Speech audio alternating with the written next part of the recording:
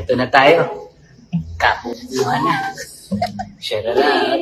Joros Gamboa may ibinuking kina Alden Richards at Catherine Bernardo. Dahil nga sa laging magkakasama sina Joros, Catherine at Alden, dahil sa kasalukuyang showing pa nga ang movie nilang Hello Love Again, hindi nga din maiiwasang maghinalangan ng mga fans na talagang tanging si Joros lamang ang nakakaalam sa totoong relasyon ng dalawa, dahil nga sa ito lagi ang kasabayan nina Alden at Catherine, at si Joros lamang ang nakakapansin nga ng closeness ng dalawa, na kahit si Joros ay hindi na din makatiis, at napapansin ngang may nililihim ang dalawa. Sa isang video clip nga ay naisambit ni Joros ang salitang kabukuhan na, kung saan magkasama ang tatlo na naglalakad, at parang si Joros nga ay naging third wheel sa dalawa dahil sa sobrang naging sweet sina Alden at Catherine dito. Si Joros naman ay nag-enjoy sa pagpapapansin at parang may gustong ipahiwatig nga ang kanyang sinabi dito.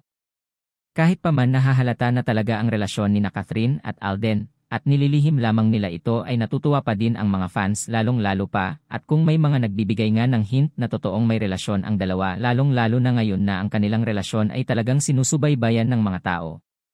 Nererespeto naman ng mga fans sina Catherine at Alden kung magiging pribado muna sila sa kanilang relasyon at ayaw na munang madaliin ang dalawa sa pag-announce ng real score nila dahil mas maganda nga kung ililihim nila at maging masaya in private dahil walang mga negatibong issues na maibabato sa kanila at walang mangingialam.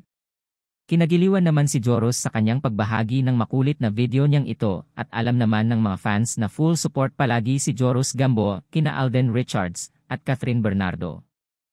Samantala kinongratulate naman ng mga fans ang success ng movie ng Catden na ngayon ay malapit na ngang pumalo sa 1 bilyon dahil nga sa showing pa din ito in all cinemas nationwide at talagang isang blockbuster nga ang movie nilang ito. Saad ng mga fans, ay sana nga pagkatapos ng movie nilang ito ay masundan pa.